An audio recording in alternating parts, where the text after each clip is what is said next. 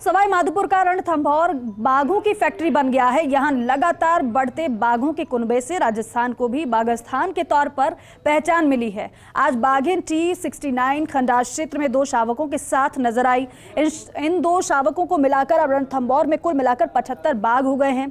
इनमें 22 नर, 30 मादा और 23 सब एडल्ट और शावक शामिल हैं। वहीं मुख्य वन्यजीव प्रतिपालक अरिंदम तोमर के नेतृत्व में रणथंभौर में एक सशक्त टीम शानदार काम कर रही है। वही CCF सेडूराम यादव, DFO मोहित गुप्ता, संदीप चौधरी, ACF मानस सिंह शानदार समन्वय के साथ रणथंभौर की चाक चौबंद व्यवस्था को संभाले हुए हैं। शानदार सर्विलेंस, नियमित मॉनिटरिंग, लगातार पेट्रोलिंग और पर्यटक सुविधाओं के विकास के चलते रणथंभौर की एक अलग पहचान बनी हुई है। भीषण गर्मी के बावजूद रणथंभौर में बाघों की अठखेलियां देखने को राजनेता, बॉलीवुड सितारे, खेल जगत की हस्तियां, कॉरपोरेट सेक्टर के नामचीन लोग, शोध छात्र, पर्यटक और वन्यजीव प्रेमी लगातार रणथंभौर आ रहे हैं।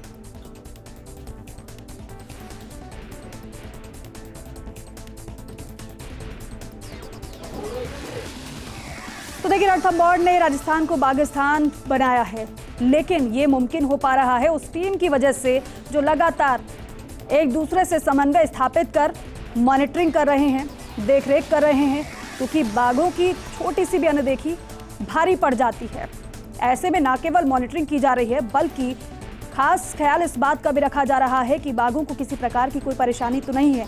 तब जाकर जो टूरिस्ट पहुंचते हैं रणथंभौर में, उन्हें बाघों की अठखेलियां देखने को मिल पाती है। समन्वय बहुत ज़्यादा ज़रूरी है। समन्वय के साथ रणथंभौर की चाक चौबंद व्यवस्था को संभाल रहे हैं वो एक्सपर्ट, वो लोग जिन्हें जिम्मेदारी दी गई है, जिसमें CCF सेडूराम यादव हैं, DFO मोहित गुप्ता हैं, संदीप चौधरी हैं, ACF मानस सिंह है, जो कि शानदार काम कर रहे हैं, शानदार व्यवस्था को देख रहे हैं, शानदार तरीके से व्यवस्था को संभाले हुए हैं। और इसीलिए राजस्थान को बाघस्थान बनाया है रणथंभौर ने, जहां पर बाघों की अठखेलियां देखने के लिए बड़ी संख्या में पर्यटक पहुंचते हैं। ब्यूरो चीफ निर्मल तिवारी हमारे साथ जुड़ रहे हैं। निर्मल जी, वाकई में क्योंकि बाघों की अनदेखी एक छोटी सी भारी भी पड़ जाती है, हमने देखा है कई बार, लेकिन यहाँ पर जिस तरीके से वो जो बेहतर टीम बेहतर तरीके से काम कर रही है, तारीफ तो उनकी बनती है, लेकिन साथ ही साथ ये जानना चाहेंगे कि किस तरीके से यहाँ पर मॉनिटरिंग की जाती है, कैसे चाक चौबंद व्यवस्था को देखा जाता है और कैसे से मेंटेन किया जाता है।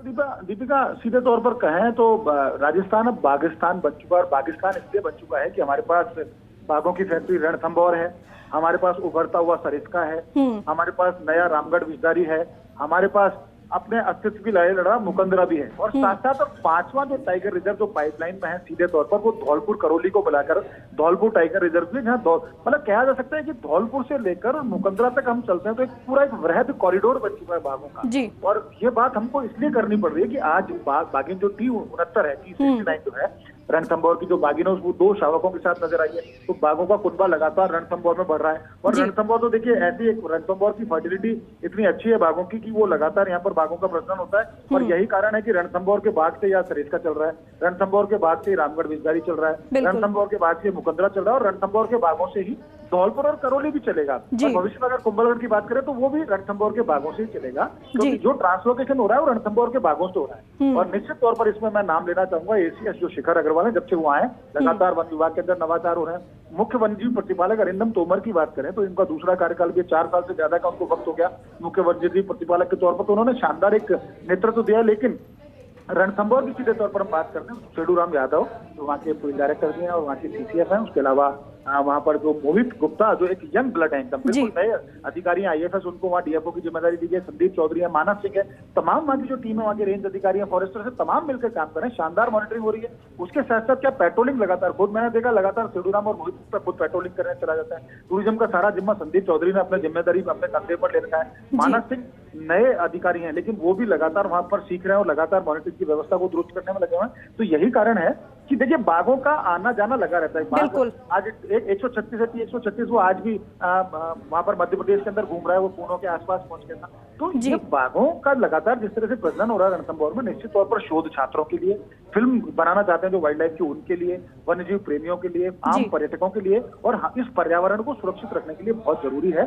शानदार मैनेजमेंट देखने को, वहाँ का वाटर मैनेजमेंट बहुत अच्छा है। जिस तरह से वहाँ पर पिछली बार जो महेंद्र शर्मा वहाँ पर DFO थे, उन्होंने पूरा जो टैंकर एक माफिया पनप गया था उसको खत्म कर दिया। गया था, वहाँ पर सोलर पंप लगाए गए हैं, वहाँ वाटर एकदम अच्छी व्यवस्था की गई है, पाइपलाइन डाल के कि जो जितने भी वाटर पॉइंट है वहाँ पर पानी पहुंचे। तो निश्चित तौर पर वहाँ बाघों को एक मुफीद जगह मिल रही है, वहाँ का ग्रासलैंड बहुत अच्छा वहाँ पर विकसित हो रहा है, मॉनिटरिंग बहुत अच्छी है। तो उसका नतीजा है कि लगातार वहाँ बाघिनें प्रजनन कर रही हैं। देखिए आज 2 शावकों सहित अगर मिलाकर बात करें तो रणथंभौर में करीब 30 बाघिनें इस समय, 22 नर बाघ हैं और 23 सब एडल्ट या शावक कह सकते हैं। करीब 75 के करीब रणथंभौर में बाघों की संख्या, और लगातार रणथंभौर दूसरी जगह अपने बाघ बाघिनों को शिफ्ट करने के, जैसे मुकदरा बसाने का काम है तो वो भी रणथंभौर की बाघिन और बाघियां छोड़ेंगे। इसी तरह रामगढ़ विस्तारी में भी, और अभी पिछले दिनों सरिस्का भी छोड़ेंगे। तो सरिस्का भी इस समय ऑल टाइम सबसे ज्यादा संख्या 28 से ज्यादा बाघों की संख्या 28 के करीब पहुंच गई है। जल्दी ये संख्या 30 के पार भी पहुंच जाएगी, जो आज तक के पूरे कालखंड में सरिस्का में इतने बाघ कभी नहीं है। तो निश्चित तौर पर एक बड़ा दिन है। बिल्कुल। और सुखद बात यह भी है कि यहाँ पर बाघों की संख्या बड़ी भी है और वो शानदार तरीके से जो मेंटेन किया जा रहा है उसकी भी तारीफ इसलिए की जा रही है।